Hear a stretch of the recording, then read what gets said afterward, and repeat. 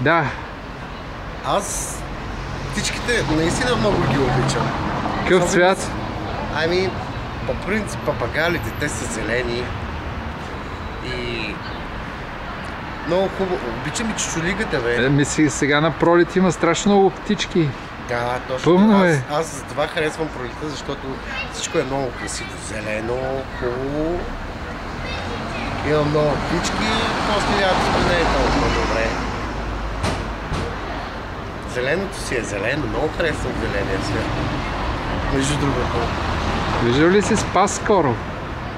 Спас, не съм, но съм се чул с него.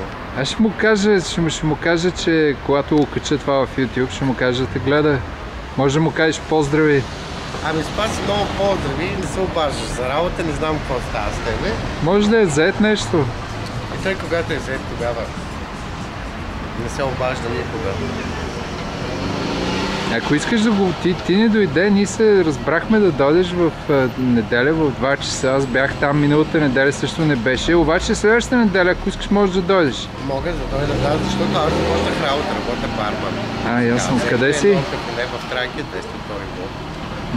И тогава изчиствахме, направяхме много неща. Затова не можах да дойда. Ясно. Но обичам да давам интервю, аз съм си такъв. Ти си златен, ти си втория Зис, Петко. Да, Зис Пас да е пред мене, меко казано. Да. Просто това е.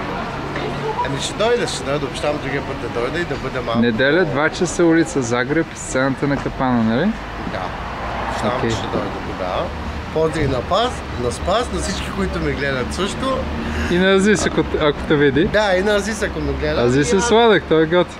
Да, аз съм Хабиб, бе, звездата съм на град Пловдив. Това е супер, добре. И така. Окей, чао. Това е, чао.